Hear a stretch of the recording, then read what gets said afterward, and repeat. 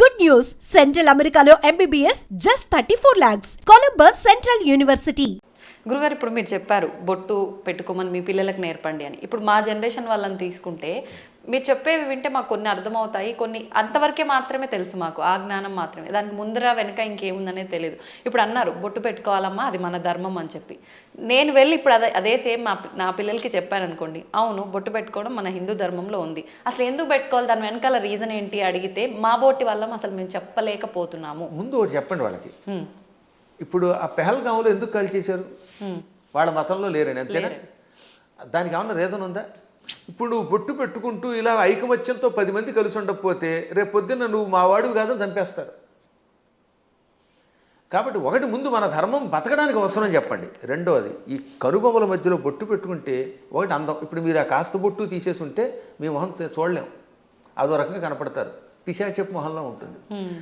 బొట్టు పెట్టుకుంటే సౌందర్యం, తర్వాత ఈ కనుబొమ్మల మధ్యలో జ్ఞాపక శక్తి పెంచడానికి చాలా ఉపయోగపడుతుంది. రోజు నిత్యం ఈ చూపుడు వేలుతోటి బొట్టు పెట్టుకోగా ఒత్తిడికి జ్ఞాపక శక్తి పెరుగు, చురుకుతనం పెరుగుతుంది. కొంతకాలం అబ్జర్వ్ చేయండి మీరే. ఇప్పుడంటే కెమికల్స్ వచ్చాయి, స్టిక్కర్స్ వచ్చాయి, కానీ పూర్వం కుంకుమ అంటే కుంకుమ పెట్టుకుంటే దానివల్ల ఆడవాళ్లలో ఒక రకమైన జ్ఞాపక శక్తి, ఇంట్లో ఏ మూల ఏ వస్తువు పెట్టినామో వాళ్ళు గుర్తున్నట్టుగా ఎవరికి ఉండదు. పోపుల డబ్బాలో ఫలానా దాంట్లో కందిపప్పు ఉంది, దాంట్లో పెసరపప్పు ఉంది, ఆవాలు ఉన్నాయని ఎలా గుర్తుపెట్టుకున్నారమ్మా వాళ్ళు అవధానులు. మేము పద్యాలు గుర్తుపెట్టుకున్నట్టుగా అది బొట్టు వల్లే వస్తుంది. జుట్టు చక్కగా కొబ్బరి నూనె రాసుకుని దువ్వుకుంటూ ఉంటే జుట్టు ఊడిపోకుండా ఉంటుంది. ఇప్పుడు కొబ్బరి నూనె ఎందుకు రాసుకోవాలంటున్నారు? అందుకని కొబ్బరి లేదు, రబ్బరి లేదు, శుభ్రంగా నున్నగా అయిపోతుంది. దానికోసం బోడి ఖర్చు పెడుతున్నారు, అవునా? కాబట్టి పేలు పట్టకుండా ఆరోగ్యంగా ఉండదు, తలనొప్పి తగ్గుతుంది. ఇప్పుడు మీకు తలనొప్పులు ఎక్కువ ఎందుకు వస్తున్నాయంటే కేవలం నూనె రాసుకోకపోవటం, వారానికి ఒకసారి కుంకుడుకాయలతో తలంటుకుపోవడం వల్ల హెడ్ఏకులు వచ్చి దానికోసం మందులు వాడి, ఈ మందుల వల్ల ఇంకో రోగం వచ్చి మోకాలు నొప్పి వచ్చి, మోచేయి నొప్పి వచ్చి గట్టిగా నడవలేరు, కూర్చోలేరు. అందుకని లిఫ్ట్లు పెట్టవలసి వస్తుంది.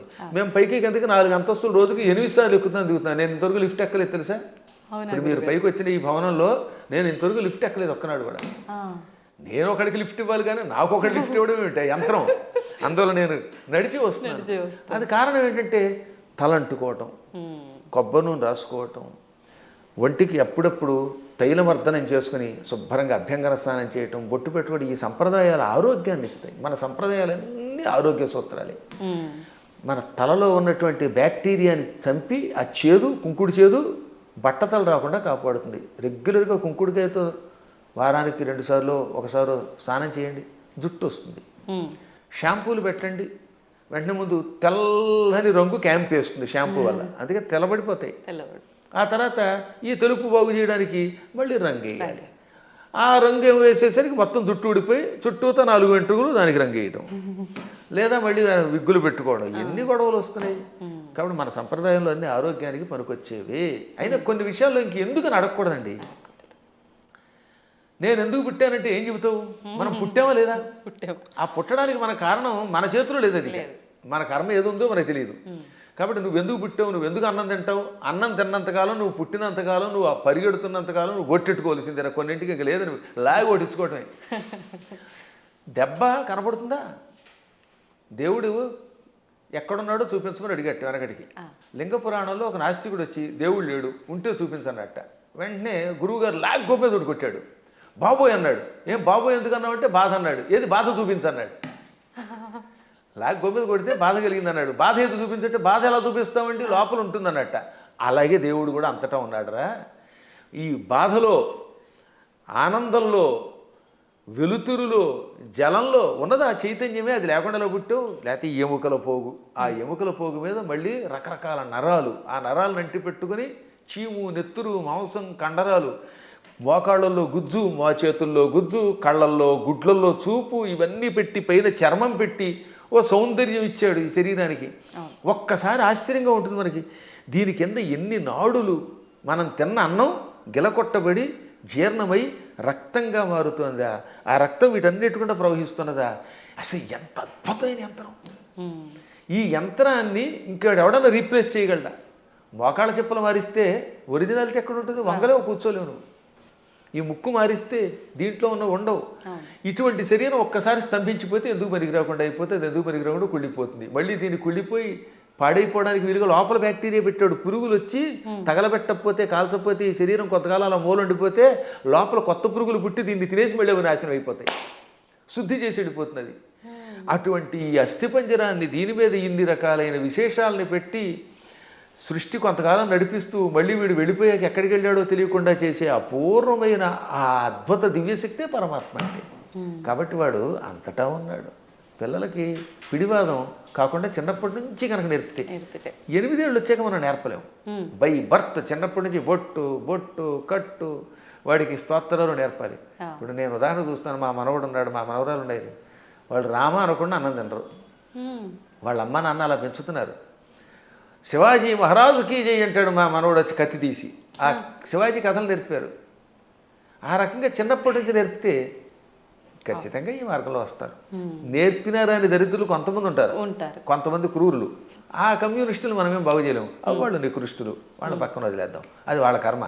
కానీ ముందు మన ప్రయత్నం మనం చేయాలి. గురుగారు, ఇప్పుడు మీరు ఇందాక అన్నట్టుగా పిసినారి కానివ్వండి, ఇలాంటి మూర్ఖులు నాస్తికులు కానివ్వండి, ఇదంతా అంటే వాళ్ళ కర్మను బట్టే వచ్చారు అనుకోవచ్చా? మరి లేదు అంటే ఇప్పుడు మీరు చెప్పినట్టుగా పెంపక లోపము అలా కూడా అనుకోవచ్చా?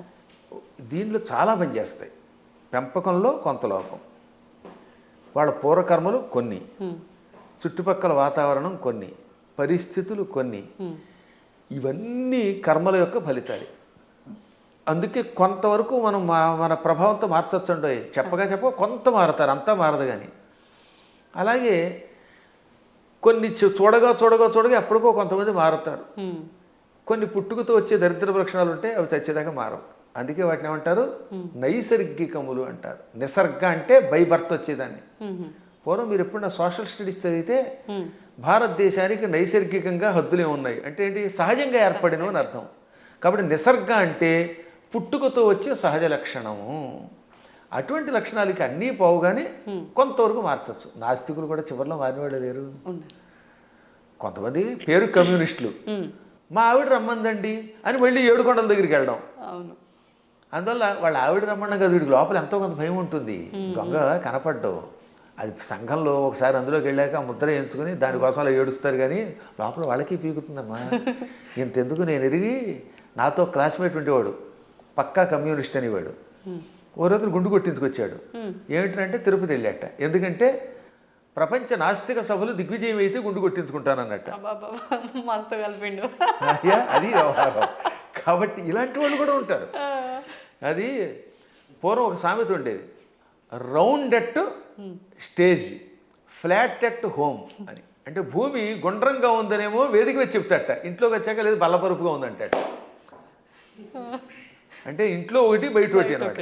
బయట 4 తోటేమో round at stage, flat at home అని మా చిన్నప్పుడు సామెత ఉండేది. ఇది వేదికల మీద పూర్వం ఇంగ్లీష్లో మాట్లాడేవారు కదా, వాళ్ళు ఇలా మాట్లాడేవారు అనమాట. అప్పట్లో ఇంగ్లీష్ వాళ్ళ టైంలో అంతా ఇంగ్లీషే ఉపన్యాసం. ఆ ఉపన్యాసాల్లో చిలకవర్తి లక్ష్మీ నరసింహం గారి దగ్గరికి ఒక ఆయన వచ్చాడు. ఆయన పేరు బిపిన్ చంద్రపాల్. బిపిన్ చంద్రపాల్ ఉపన్యాసంలో మాట ఇప్పుడే చెప్పింది. ఆయన ఇంగ్లీష్లో అనర్గళంగా మాట్లాడుతూ, హిందువులు అలా చేస్తున్నారు, బయటకు వచ్చినప్పుడు ఒక రకంగా, ఇంట్లో ఉన్నప్పుడు ఒక రకంగా ఏడుస్తారు, అలా ఉండకండి, ఇంట్లోనూ బయట హిందువుల్లో ఉండండి అని చెప్పడానికి ఆయన మంచి మాట చెప్పాడు ఆయన. కాబట్టి మనం ఏది నమ్మేమో అది చెయ్యాలి చివరిదాకా. అజ్ఞానంతో కూడినవి చేయకుండా ఉండాలి.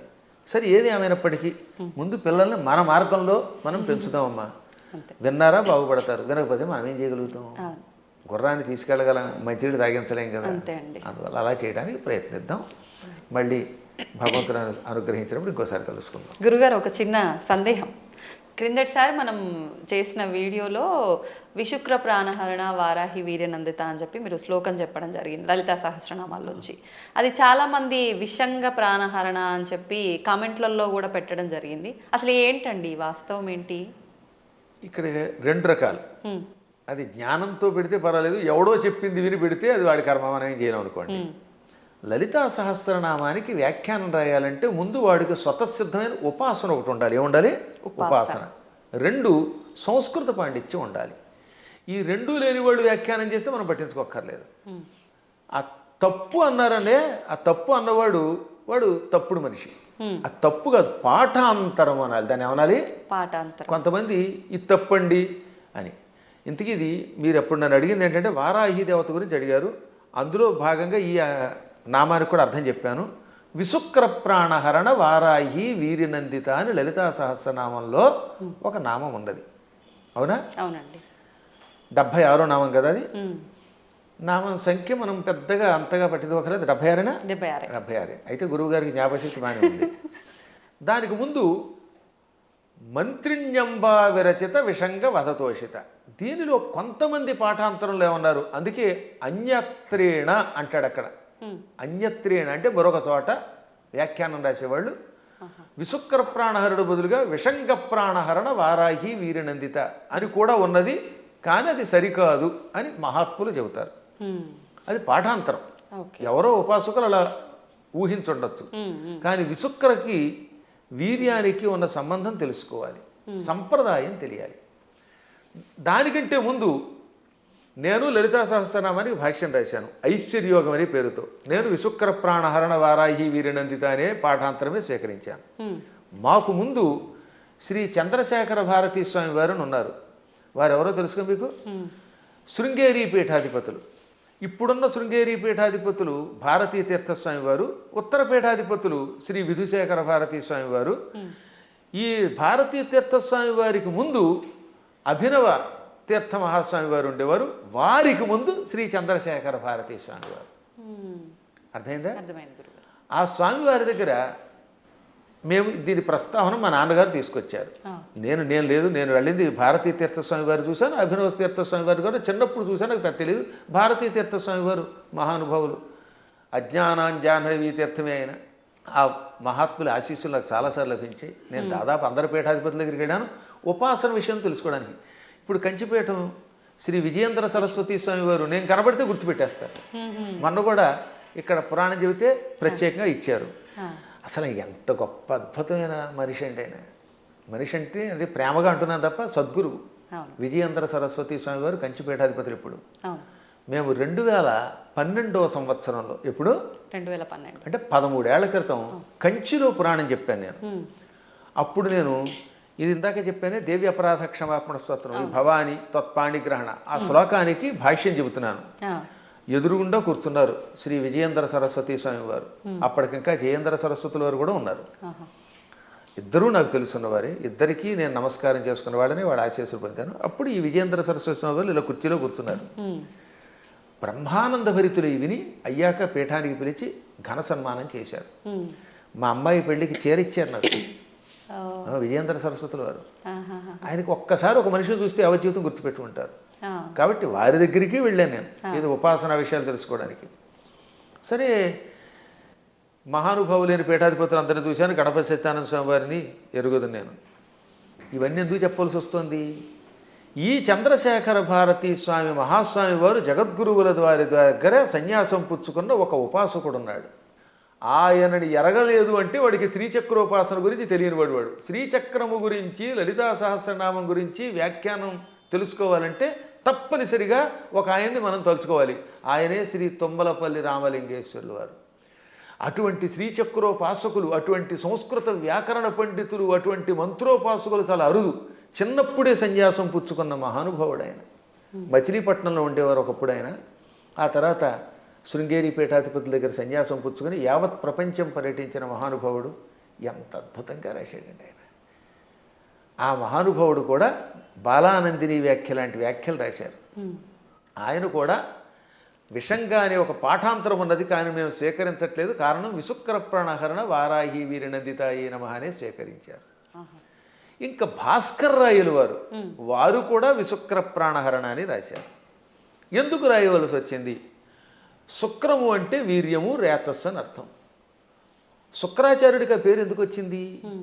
ఒకప్పుడు శుక్రాచార్యుడు చచ్చిపోయిన రాక్షసుల్ని బతికించడం మొదలెట్టాడు. శివుడు చంపడం, ఆ చచ్చిపోయిన వాళ్ళు ఏం చేసేవాడినా మృత సంజీవని విద్యతో బతికించేవాడు. దాంతో చచ్చిన వాళ్ళు బతుకుతూ ఉంటే శివుడికి కోపం వచ్చింది. ఓరి కావ్య, అసలు శుక్రాచార్యుడు అసలు పేరు కావ్యుడు, కావ్య. అందుకే అమ్మాయికి కావ్యశ్రీ అని పేరెట్టండి అంటే శుక్రాచార్యుడికి సంబంధించిందానా అని అర్థం అనమాట. సరే, అది పక్కన పెడితే కావ్య, నా దగ్గర మృత సంజీవన విద్య నేర్చుకొని ఆ విద్య నా మీద ప్రయోగిస్తావా? నీవు నేర్పిన విద్య నీరజాక్ష అని అమాంతంగా శుక్రాచార్యుని మింగేశాడు, హ్మ్. కడుపులో వేసుకుని. ఆ తర్వాత ఇంక ఈయన లేడు కనుక, బతికించేవాళ్ళు లేరు కనుక రాక్షసుని చంపేశాడు. 1000 ఏళ్ళు ఈ కడుపులో ఉన్నాడండి ఆయన. ఈ 1000 ఏళ్ళు ఓం నమ శివాయ అని మంత్రం చెప్పించుకుంటూ మృత సంజీవన విద్య ఉంది కదా, అందువల్ల చావకుండా కడుపులో ఉన్నాడు. లోపల కడుపులో గుడగుడలాడుతున్నాడు ఈయన. మన వాడు కొంతమంది కాఫీ తాగితే గుడగుడలాడినట్టుగా కడుపు. ఒక రోజు పార్వతి ఏంటంటే ఆ కడుపులో గడబడ గుడగడ అంటే ఆ కావ్యుడిని మింగాను అనగానే ఆవిడ జాలిపడి, వాడు మరబెట్ట లాంటి వాడే కదండి, వాడిని ఎంతకాలం కడుపులో ఉంచుతారంటే కొంతకాలం శిక్ష వేశాను, సరే ఇహే నువ్వు రమ్మంటున్నావు కనుక వాడిని బయటికి రప్పిస్తానని, కావ్య నా చరమధాతువు నుంచి అంటే నా రేతస్సు నుంచి బయటికి రా అన్నాడు. నోటితో మింగాను, మళ్ళీ నోటితో బయటికి కక్కితే ఏమవుతాడైనా వాంతి అవుతాడు. వాంతి రూపంలో ఉన్నవాడు గురువుగా పనికిరాడు. కక్కిన వాంతి అశుద్ధం కదా అది. అందుకని శివుడు కూడా నా నోటితో కక్క నిన్ను, నా ధాతువు నుంచి బయటికి రా, అప్పుడు నా కొడుకుతో సమానం అవుతావు అన్నాడు. అప్పుడు ఆయన శివుడి యొక్క గుహ్య ప్రాంతంలో నుంచి రేతస్సు నుంచి బయటకు వచ్చాడు. శుక్రము తెల్లగా ఉంటుంది వీర్యము. ఈ లోపల శివుడి యొక్క వీర్యం నుండి బయటికి రావడం వల్ల అప్పటి నుంచి ఆయన కూడా తెల్లగా అందంగా శివుడిలా తయారయ్యాడు. అందుకని శుక్ర ఆచార్యుడు అన్నారు. అర్థమైందా? అలా శుక్రుడు అయ్యాడు ఆయన. ఇది శివపురాణంలో కాశీఖండంలో ఉంటుంది. నేను చెప్పాను కనుక చాలామందికి తెలుసు, విన్నారు. ఇప్పుడు శుక్రం అంటే ఏమిటనమాట? వీర్యము. అందువల్ల ఆయనకు శుక్రుడిని పేరు వచ్చింది. విశుక్రము అంటే విపరీతమైన విశేషమైన అని అర్థం. వి అనే అక్షరమునకు ఆ ఒక్క అక్షరానికి విశేషమైన వికల్పమైన శుక్రము కలిగినవాడు. అంటే వాడికి విపరీత కామం, చాలా ఎక్కువ రేతస్సు ఉండేది. దాంతో వాడు ఇష్టం వచ్చినట్టు తిరిగేవాడు. ఇప్పుడు వాడు చావాలంటే ఏమవ్వాలి? ఆయుధాలకి చావాడు. వాడిలో ఉన్న రేతస్సంతా లాగేస్తే వాడు చచ్చిపోతాట. అది వాడికి వరం. అందుకని వారాహి దేవత ఏం చేసింది? మొత్తం వాడి శరీరంలో మనం చూడండి స్ట్రా వేసి డ్రింక్ తాగేసినట్టుగా తన కోరలతో, వారాహి దేవత తన కోరలతో వాడి శరీరాన్ని గుచ్చి వాడిలో ఉన్న వీర్యం అంతా తాగివేసింది. ఇక్కడ వీర్యం అంటే పరాక్రమము, రేతస్సు, 2 అర్థాలు. వీర్య శబ్దానికి బలం అని కూడా అర్థం. అందుకే వీర్యము అంటే రాముడిలో వీర్యం ఉందంటే అక్కడ బలం ఉన్నదని అర్థం అనమాట. ఆ బలాన్ని, సత్వాన్ని తాగేసింది. అందువల్ల అక్కడ ఏమన్నాడు? విశుక్ర ప్రాణహరణ, విశుక్రుని యొక్క ప్రాణములను హరించిన, తాగేసిన వారాహి దేవత యొక్క వీర్యమునకు నందిత, సంతోషపడింది లలితది. ఇప్పుడు ఆ విశుక్ర శబ్దానికి ఈ వీర్యానికి ఇంటర్లింక్ ఇప్పుడు మీకు అర్థమైందా? ఆవిడ అక్కడ వీర్యమును తాగేయటం వల్ల ఆ వీర్యమునకు ఆవిడ సంతోషపడింది, ఆ బలానికి సంతోషపడింది. ఇక్కడ విషంగా రాస్తే ఈ రెండింటికి ఉన్న మంత్రార్థాలు, గూఢార్థాలు దెబ్బతింటాయి. ఎందుకంటే కొన్ని చెప్పడానికి స్టేజీ కాబట్టి చెప్పట్లేదు. కాబట్టి విశుక్రుణ్ణి చంపాలంటే వారాహి దేవతే ఉండాలి. అతని ప్రాణం పోవాలంటే లోపల ఉన్న వీర్యమును లాగాలి. వీర్యమును స్వీకరించడం వల్ల ఆవిడ కూడా వీర్యస్వరూపిణి అయ్యింది. ఆవిడ వీర్యస్వరూపిణి అయ్యింది కాబట్టి ఆ వీరత్వానికి ఆవిడ అమ్మవారు సంతోషపడింది. అద్భుతమైనటువంటి భావనలు తెలియాలంటే అక్షరము పరబ్రహ్మముగా ఉపాసించాలి. అందుకే అక్షరమును పరబ్రహ్మం అంటారు. అక్షర పరబ్రహ్మ యోగం అన్నారు. అందుకే భగవద్గీతలో కూడా మా నాన్నగారు చిన్నప్పుడు శబ్ద బ్రహ్మోపాసన చెయ్యాలి అని నాకు చెప్పారు. అంటే శబ్దం ఉరికే పైపైన ఏదో నోటికి వచ్చినట్టు వాగడం కాదు. ఏ శబ్దం వాడినా ఆ శబ్దంలో ప్రతి అక్షరమునకు ఒక అర్థం ఉంటుంది. అర్థం తెలుసుకుని ఉపాసించాలి. ఉదాహరణకి సముద్రము, సాగరము రెండింటికి తేడా ఉంది. అల్లసాని పెద్దన ఈ మనుచరిత్రలో ప్రవరుడు అనేవాడు ఏడుస్తున్నప్పుడు చింతాసాగరమన మునిగి అన్నాడు ఆయన. చింతా సముద్రం అనలేదు, సాగరం అని ఎందుకు వాడాడు? సముద్రం అన్నా సాగరం అన్నా ఒకటే కదా. కానీ రెండింటికి ఎంత తేడా ఉందో తెలియాలి. సముద్రం సామాన్యమైనది, చిన్నది. ఒకప్పుడు సముద్రం చిన్నది. సగరుడని ఒక ఆయన ఉన్నాడు. ఆయనకు 60,000 మంది కొడుకులు. ఈ 60,000 మంది భూమిని తెగతవ్వారు, గొయ్యించేసేశారు. ఆ గొయ్యిలోకి సగరుడి యొక్క మునిమనుముడు భగీరథుడు గంగను తెచ్చాడు. ఆ గంగ అందులో పడింది. దాంతో చిన్నగా ఉన్న సముద్రం ఈ సగరు పుత్రుల వల్ల తవ్వబడి ఆ సగరుని యొక్క మునిమనువుడు తెచ్చిన గంగతో పెద్దదయ్యి విశాలమైపోయింది. ఇవాళ చూస్తున్నంత పెద్దదయ్యింది. చిన్నదిగా ఉన్నప్పుడు సముద్రం, విశాలమైపోతే ఏమవుతుందన్నమాట? డెవలప్ చేయబడితే సాగరం. అందుకని అక్కడ అప్రాప్రియేట్ వర్డ్ ఏంటనమాట? దుఃఖం అలా పుట్టి సముద్రం ఎలా అయితే సాగరం అయ్యిందో అలా వ్యాప్తి చెందింది కనుక చింతా సాగరం అన్నాడు ఆయన. ఊరికే తోచిన పదం వాడేయకూడదు అక్కడ. మేము కావ్యాల్లో వాడేటప్పుడు అంత జాగ్రత్తగా వాడతాం. ఇవన్నీ తెలియాలంటే వాడికి ముందు శబ్ద బ్రహ్మ మీద పట్టుండాలి, వ్యాకరణం తెలియాలి. ఏ శబ్దానికి వ్యుత్పత్తి ఏమిటో తెలియాలి, పురాణములలో విశేషాలు తెలియాలి, ఉపాసనలో రహస్యం తెలియాలి, మంత్రశాస్త్రం మీద పట్టుండాలి, శ్రీచక్రంలో నవావరణములో ఏ ఆవరణంలో వారాహి దేవత ఉంటుందో తెలియాలి, వారాహి దేవతకి ఎన్ని కోరలు ఉన్నాయో తెలియాలి. తెలుసా మళ్ళీ వారాహి దేవతకి ఎడమ వైపున 5 కోరలు, కుడివైపున 4 కోరలు, కుడివైపునేమో 5 కోరలు, ఎడమవైపు 4 కోరలు ఉంటాయి. 9 కోరలు ఉంటాయి లోపల. అది కూడా తెలియదు కొంతమందికి. అన్ని మామూలుగా దంతాలు వేస్తారు. ఈ వైపు 5, అందులో ఒకటి ఇలా వంగి ఉండాలి, ఒకటి పైకి రంపంలో ఉండాలి, ఈ వైపు 4 ఉండాలి. ఈ కోరలతో ఉన్న వారాహి దేవతను ఉపాసిస్తేనే సక్రమంగా పనిచేస్తుంది. ఆ 9 కోరలే శ్రీచక్రంలో నవావరణ పూజ. అవే నవరంధ్రాలన్నీ మనకి శుద్ధి చేసి పెడతాయి. అక్కడ ఈ వారాహి దేవతకి ఒక్కొక్క దానికి ఒక్కొక్క బీజం ఉంది 9 కోరలకి అనమాట. అందుకే వారాహి వీర్య నందిత ఎయి అనంటే ఒకసారి ఎన్ని అక్షరాలు ఉన్నాయి? వారాహి వీర్య నందిత యై 9. అదనమాట. ఇప్పుడు అర్థమైందా? ఆ 9 కోరలు. వారాహి వీర్య 5, నందితాయి ఇక్కడ. ఇక కంఠస్థానంలో నమః అనే అక్షరం బీజం ఇక్కడ చేరుతుంది వారాహి దేవతకి. ఓంకారం మూర్ధంలో ఉంటుంది. అందుకని ఓం వారాహి వీర్యనందితాయే నమః.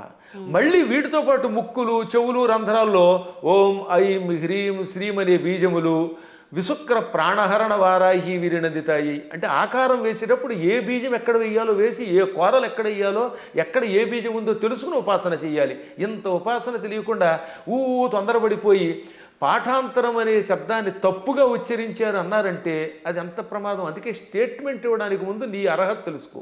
వాస్తవం. లేదా ఫలానా చోటండి పరమాచార్యులు వారు ఇక్కడ పాఠాంతరం ఉందని చెప్పారండి, లేకపోతే ఇంకొక ఆయన ఎవరో ఇలా పాఠాంతరం ఉందని చెప్పారండి, తుమ్మలపల్లి వారు కూడా పాఠాంతరం ఉందనే చెప్పారు, లేదా ఇంకో పెద్ద ఆయన చెప్పారండి అని చెప్పాలి. పాఠాంతరం అనాలి అక్కడ, తప్పనకూడదు. అలాగే ఇప్పుడు ఇక్కడ మనకి దక్షిణాదిలో మంత్రానికి ఒక స్వరం ఉంటుంది, ఒక్కొక్క దానికి ఒక్కొక్కటి ఉంటుంది అనమాట. రాజాధిరాజాయ ప్రసహ్య సాహినే నమో వయం వై శ్రవణాయ కుర్మహే సమే కామాన్ కామకామాయ మహ్యం కామేశ్వరో వై శ్రవణో దధాతు అని చెప్పాలి. ఈ మంత్రం మంది. ఇదే ఉత్తర భారత్లో రాజాధిరాజాయ ప్రసహ్య సాహినే నమో వయం వై శ్రవణాయ అని ఒక గొలుసు కట్టు స్వరం ఉంటుంది. కాబట్టి వాళ్ళు వేద పండితులే, వాళ్ళకి ఆ స్వరంతో నేర్పారు. ఇక్కడ మనకి దక్షిణ భారత్లో ఇది నేర్పారు. కాబట్టి ఇప్పుడు మనం ఇది విని అది తప్పు అంటామా, వాళ్ళు అది విని మనది తప్పు అనాలా? వాళ్ళ గురు పరంపరలో ఆ స్వరంతో ఉడుతుంది. స్వరాలు చాలా ఉన్నాయి. ఇలా స్వరాలు తప్పు అని చెప్పడం వల్లే ఒకప్పుడు పరాశరుడు అంతటి వాడు మళ్ళీ తపస్సు చేయవలసి వచ్చింది. ఆంజనేయుడి యొక్క కథలు ఉంటాయి పరాశర సంహితలో. అందులో ధ్వజదత్తుడు అనేవాడు స్వరాన్ని పక్కవాడిని నీతి తప్పు అని ఆక్షేపిస్తే, స్వరం తప్పు కాదురా, వాళ్ళ సంప్రదాయంలో ఆ శాఖలో ఆ రకమైన స్వరం ఉంటుంది, నువ్వు ఆక్షేపించావు కనుక వచ్చే జన్మలో దరిద్రుడివై పుట్టు అని గురువుగారు చెప్పిస్తే దరిద్రుడై పుట్టాడు వాడు. ఎంత తేడా ఉందో ఆలోచించండి. అందుకని నేను ఎప్పుడు తప్పని అన్ను, పాఠాంతరంలో అలా ఉంది. సరే పూర్తిగా తప్పు చెబితే అది వేరే విషయం. శాస్త్రం అనలేరు కొంతమంది. శాస్త్రం ఏం చెబుతోందంటే అంటాడు. అంటే శాకి సాకి తేడా తెలియదు వాడికి. సా అనేది దంత్యం, శా అనేది తాళవ్యం. శాస్త్రం అనకుండా శాస్త్రం అంటే ఏం బాగుంటుంది? ఇప్పుడు మన వాళ్ళకి తెలుగు చెప్పక్కర్లే. పెళ్ళి అనమంటే పెళ్ళి, పెళ్ళి. వెళ్ళి అనమంటే వెళ్ళి. వెళ్ళి అంటే ప్రవాహం అని అర్థం అమ్మా. వెళ్ళి రండి అంటే అక్కడ ఇక్కడ నుంచి ఇంకో చోటకి ప్రయాణం అవ్వండి అని. అదే వెళ్ళి అంటే ప్రవాహం. పాల వెళ్ళి అంటే పాల యొక్క ప్రవాహం, క్షీర సముద్రం అని అర్థం. పాల వెళ్ళి అంటే ఏమిటనుకుంటున్నారు అర్థం? క్షీర సముద్రం అని అర్థం, క్షీరసాగరం. కాబట్టి వెళ్ళి రండి అంటే పొంగెత్తి నీళ్లతో ముంచండి అని అర్థం. మమ్మల్ని ముంచండి అని మీరే చెప్తారు, నా కొంప ముంచండి అని. కాబట్టి వెళ్ళి పెళ్ళి అంటే ఎంత అసహ్యంగా ఉంటుంది. వెళ్ళి అనలేక ఉచ్చారణ రాదు, ఏ శబ్దం ఎలా పలకాలో తెలియదు, మంత్రశాస్త్ర నియమాలు తెలియవు, ఎవడు పడితే వాడు స్టేట్మెంట్ ఇస్తేలాగా. ఎంత గట్టిగా ఎందుకు చెబుతానంటే ఇంక మీదటైనా పిచ్చి పిచ్చిగా ఇలాంటి వాటిల్లో వింటున్నప్పుడు పిచ్చి కామెంట్లు పెట్టకండి, దానివల్ల నాశనం అవుతారు. తెలిస్తే తెలిసినట్టు పెట్టండి. లేదా మాకు అనుమానం ఉందండి, ఎవరి దగ్గర నా తప్పు అంటారేమిటి, ప్రతివాడు తప్పు అనడానికి. అందువల్ల లలితా సహస్రనామంలో అనేక భాష్యములు ఉన్నాయి. మేము కూడా ఐశ్వర్యయోగం అనే అద్భుతమైనటువంటి ఒక భాష్యం గణపతి సచ్చిదానంద స్వామి వారి యొక్క ఆశీస్సులతో రాసి పెట్టాం. దాన్ని భారతీ తీర్థ మహాస్వామి వారు కూడా సంతోషించి అంగీకరించి పీఠికిచ్చారు. హేమాహేమీరైన జగద్గురువుల యొక్క అనుమతితో రాసినటువంటి గ్రంథాలు. ఎప్పుడైనా మీకు అనుమానం ఉంటే ఒక పాఠాంతరమో అనుమానమో అనండి తప్ప పలానా వాళ్ళ దాంట్లో తప్పు ఉందని తొందరపడి అనకండి. తప్పు అనాలంటే ఆ స్థాయి ఉండాలి, దానికి వివరణ ఇవ్వాలి, ఇవ్వగలగాలి, అంతే, మూల్యాన్ని చెల్లించాలి. ఇప్పుడు ఏమన్నా అంటే అహంకారం ఉండవు. అహంకారం ఏమీ రాని సన్నాసిగా అహంకారం ఉంటే ఏం మాకెందుకు ఉంటుందమ్మా? దక్షిణాహంకారం ఉండవలసిందే. విశ్వనాథ సత్యనారాయణ గారు ఏమన్నారు తెలుసా? చల్లపిళ్ళ వెంకట శాస్త్రి గారికి నాలాంటి శిష్యుడు ఉండడం ఆయన ఘనత అన్నాడు ఆయన. అదే కాదు అంతే. అప్పుడప్పుడు ఒక్కొక్కసారి భాషా పాండిత్యంలో మేము కూడా అలా అనకపోతే ప్రతి అడ్డమైన వాడు నెత్తి మీద ఎక్కడ మరి. అందువల్ల చిన్నప్పటి నుంచి తిండి తిప్ప మానేసి ఎన్ని శాస్త్రాలు ఎన్ని వ్యాకరణాలు చదువుకున్నాం. 25 శతావధానాలు చేసిన వాడిని ఇంకోటి చూపించండి ప్రస్తుతానికి. మరి ఇన్ని శతావధానాలు చేసిన మమ్మల్నే మీరు నోటికి వచ్చినట్టు ఏదో కామెంట్ పెడితే ఏ అక్షరం ఒక్కరా అని మిమ్మల్ని మేమేమనాలి? అవునా? కాబట్టి సందేహం లేకుండా నేను పండితుండి ఎవడేమనుకున్నా. ఇంకోటమ్మా, అనవసరంగా అహంకారం తెచ్చుకోకూడదు. కానీ అహంకారం ఒక్కోసారి ఉండవలసిందే. పద్మాగర్ గారు సొంత డబ్బా కొడుతున్నాడు అనుకుంటే కొట్టుకోమనండి, ఏం పర్వాలేదు. ఎందుకని? మీరు ఉద్యోగానికి వెళ్ళాలి. ఓ చోట మిమ్మల్ని ఉద్యోగానికి రమ్మన్నారు. అప్పుడు అప్లికేషన్ ఏమని చెప్పాలి మీరు? నేను చవటని, ఆత్మస్తు చేసుకోకూడదు కనుక అంచేత నేను చవటని, నాకేమీ రాదు, వాక్శుద్ధి లేదు, నా మొహం తగలయ్యా, నేను ఇలా ఉంటాను, నాకు ఉద్యోగం ఉండంటే ఇస్తారా? కానీ అప్పుడు ఏం చేయాలి? ఇప్పుడు ఉదాహరణ నేనే ఉద్యోగానికి అప్లై చేశాను ఒకప్పుడు లెక్చరర్గా. ఇప్పుడు గోల్డ్ మెడలిస్ట్ని, ఎంఏలో ఫస్ట్ క్లాస్ నాది, ఫస్ట్ ర్యాంక్ నాది, నేను ఎంఫిల్ చేశాను, పిహెచ్డి చేశాను, లేక నెట్ పాస్ అయ్యాను, నాకు ఇంత అవధానాలు చేశాను. పండితుడిని అంటే ఉద్యోగం ఇస్తాడా? నేను నన్ను పొగుడుకోకూడదు కాబట్టి చెప్తానండి, నేను సన్నాసినండి, చవటనండి, నాకేమీ రాదండి, నాకు ఉద్యోగం ఉండండి, ఎవరిస్తాడమ్మా? కాబట్టి ఒక్కోసారి ఆత్మస్తు తప్పదు. ఇలాంటి వాళ్ళకి సమాధానం చెప్పడం కోసం ఇలా మాట్లాడతాం. అలా విత్తప్పుడైతే ఈశ్వర కటాక్షం వల్ల ఇదంతా వచ్చాయి. నేను అలాగే రాసుకున్నాను పద్యంలో. అమ్మా జగన్మాత, నిన్ను ఉపాసించి ఇంత గొప్పవాడిని అయ్యాను. అమెరికా వెళ్ళాను, చాలాసార్లు వెళ్ళాను. ఫస్ట్ టైం వెళ్ళినప్పుడు 2006లో 19 ఏళ్ల క్రితం అక్కడ ఓ అద్భుతమైన పద్యం చెప్పాను. ఏమని? ఎక్కడి ఆంధ్రమందు గల ఏలురో, ఎక్కడి ఆంధ్రమందు గల ఏలురో, ఎక్కడి కాలిఫోర్నియా దిక్కును మ్రొక్కులేని పరదేశమునందున నిర్భయముగా ఒక్కడనై చెరించితి, మహోన్నత కీర్తిని గంటి సంపదల్ మిక్కిలి గంటి. ఇదంతా పొగడ్త కింద ఉంది కదా. ఎక్కడి ఏలూరు, ఎక్కడి కాలిఫోర్నియా దిక్కు మొక్కులేని పరదేశంలో నిర్భయంగా ఒక్కడిని తిరిగాను, కీర్తి పొందాను, సంపదలు పొందాను. కానీ చివరిని ఏమన్నాను తెలుసా? మిక్కిలి కీర్తి గంటిని నీ పద జలేజము భక్తిని గొల్చి అంబిక. అది కొసం మెరుపు. ఇదంతా ఎలా వచ్చింది? నీ పాద పద్మములను భక్తితో ఆరాధించటం వల్ల. సంపదల్ మిక్కిలి గంటి నీ పద జలేజము భక్తిని గొల్చి అంబిక అని ఆ సంపదల్లో లకార పొల్లు చివర ఉండడం వల్ల జలేజములో అలుక్ సమాసంలో ఎతి కూడా పడింది దానికి అలాగా. కాబట్టి చిట్ట చివర అమ్మాయి ఇదంతా నీ అనుగ్రహం అంటాం. మేము ఎప్పుడు వినయంగానే ఉంటాం. కానీ ఒక్కొక్కప్పుడు అజ్ఞానికి సమాధానం చెప్పేటప్పుడు అంత గట్టిగా చెప్పాల్సిందే. కాబట్టి విశుక్ర ప్రాణహరణ అనే పాఠాంతరం ఎక్కువ బాగుంటుంది. పాఠాంతరంలో విషంగా ఉండవచ్చు, అది వేరే విషయం ఉంది. ఉన్నప్పటికీ ఇదే. కాబట్టి ఎవరికి ఏది కావాలంటే వాళ్ళ గురు పరంపరను పెట్టి దాన్ని స్వీకరించెదరుగాక అని మంగళాశాసనం చేస్తూ మరొక్కసారి మీ అందరి దగ్గర సెలవు తీసుకుంటున్నాను. ఈ 2 మాటలు కూడా చెప్పేయండి గురుగారు. ఇంకా ఇప్పుడు ప్రతి ఒక్కరిలో ఉన్న ఒక చిన్న డౌట్ ఏంటంటే, వారాహి అమ్మవారు ఇప్పుడు మీరు చెప్పిన దాన్ని బట్టి పురాణాల నుంచి ఎప్పటి నుంచో ఉన్న విషయమే, కానీ ఇప్పుడు ఈ 3-4 సంవత్సరాల నుంచే కొత్తగా వింటున్నాం ఎక్కువగా. కాబట్టి ఎవరు ఆరాధించకూడదు, గోప్యంగా ఉంచాలి, గుప్త నవరాత్రులు, ఇదంతా కూడా మాట్లాడుతున్నారు. అసలు వాస్తవం ఏంటంటే అక్కడ గోప్యంగా ఉంచమని ఎందుకన్నారంటే, ఎవరికి పడితే వాళ్ళకి, అజ్ఞానులకి, నాస్తికులకి, కమర్షియల్గా వాడుకునే వాళ్ళకి చెప్పకూడదు. ఇప్పుడు పెద్ద సమస్య ఏంటంటే, కలియుగంలో ఒక ఆయన కష్టపడి ఉపాసన చేశాడు అనుకోండి, ఇంకెక్కడి నుంచి స్వార్థపరులు బయలుదేరుతున్నారు కొందరు. వాళ్ళు గుడి పెట్టేసి, పీఠం పెట్టేసి ప్రజలు దోచుకుంటారు. మీరు చూస్తూనే ఉన్నారు కదా. చీరల్ని ప్రమోట్ చేసేవాడు, పూజల్ని ప్రమోట్ చేసేవాళ్ళు, బాబో ఎలా తయారయ్యారంటే అలా తయారయ్యారు. అందుకని వద్దని అండంలో ధర్మం ఉంది. కానీ అసలు ఉపాసన వద్దండం, మనవాళ్ళం వద్దండానికి. భక్తి కలిగిన ఎవడైనా ఉపాసకుడే. ఎప్పుడూ ఉన్న ఉపాసనలు. కాకపోతే ఉపాసనలు అనేది మీ ఓపికలను బట్టి చెయ్యండి. మోసగాళ్ళ మోసంలో పడకండి. ఈ విషయంలో మాత్రం మోసగాడు తయారు చేయాలి, సందేహం లేకుండా. ఇంకా అక్కడి నుంచి వారాహి దేవతకి ఒక గుడి కట్టేయడం, అందరినీ నా దగ్గరికి వచ్చేయండి అనడం, దాంతో వచ్చిన వాళ్ళ దగ్గర ఏమో డబ్బులు లాగడం, చీరలు లాగడం, గందరగోళం అయిపోతుందమ్మా. వాళ్ళని దృష్టిలో పెట్టుకు చెప్పారు తప్ప ఉపాసనలు తిట్టట్లేదు అవతల వాళ్ళు కూడా. ఈ ఉపాసన పేరు చెప్పి వంచకత్వం ఎక్కువైపోవడం వల్ల వంచకులను దృష్టిలో పెట్టుకుని కొంతమంది వద్దన్నారు తప్ప అన్నవాళ్ళు కూడా ప్రజల యొక్క బాగుని దృష్టిలో పెట్టుకున్నారు కదా, అది మంచిదే. నిజమైన ఉపాసకులు ఆడంబరం లేకుండా ఉంటారు. ఇప్పుడు ఎప్పుడైనా నేను పూజ చేశాను, ఒక్క పూజ బయట పదే చెప్పుకుంటా డబ్బా కొట్టుకోం. అత్యవసరం వస్తుంది ఒక్కోసారి, అలాంటప్పుడు చెప్పాలి తప్ప వీటితోటి అవతల వాళ్ళ దగ్గర డబ్బులు వసూలు చేయడం, వాళ్ళు మోసం చేయడం తప్పే. కానీ వారాహి ఉపాసన ఎప్పటిది కాదు, యుగాలుగా బ్రహ్మాండ పురాణంలో ఉంది. బ్రహ్మాండ పురాణం వ్యాసుడు రాశాడు, కొన్ని వేల సంవత్సరాల క్రితమే ఉంది. అవి కూడా కాదంటే అది వాళ్ళ కర్మ. సంతోషం అండి. మంచి అంటే ఒక నిర్ధారణ అనేది జరిగింది ప్రతి ఒక్కరికి కూడా. అంటే పెద్ద పెద్ద జ్ఞానులు యోగులే వారాహి అమ్మవారిని ఆరాధించరు, మీరెవరు ఆరాధించడానికి అని ఖచ్చితంగా చెప్పే వాళ్ళు ఉన్నారు ప్రస్తుతం మీడియా ముఖంగా. అసలు లేదు అందరూ ఆరాధించేవాళ్ళు. అంత మొత్తానికి జనాలకి ఏమైపోయిందంటే ఒక క్లారిటీ మిస్ అయిపోతుంది. సంతోషం గురుగారు, చాలా మంచి విషయాలు తెలియజేశారు. ఇంకా సమయం ఉంటే ఇంకా మాట్లాడాలని ఉంది, కానీ ఇప్పటికే చాలా సమయం అయిపోయింది. మీ అనుమతి ఉంటే మరొకసారి మరొక వీడియోలో తప్పకుండా మంచి విషయాలు మాట్లాడుకుందాం. ధన్యవాదాలండి. తవ్వుతూనే శివలింగం సరే దాన్ని అట్లా కప్పేసేయండి, చూపించదండి. కృష్ణ ఇస్ దేర్, మూర్తి పూజ కాదు, సాక్షాత్ బ్రజేంద్ర నందన భగవాన్ ఉన్నారు మూర్తిలో. ఏమీ ఆశించకుండా ఆరాధించే వాళ్ళు కూడా ఉన్నారా ప్రభుజీ? నిజమైన భక్తి అంటే మనకు తెలియదు కాబట్టి.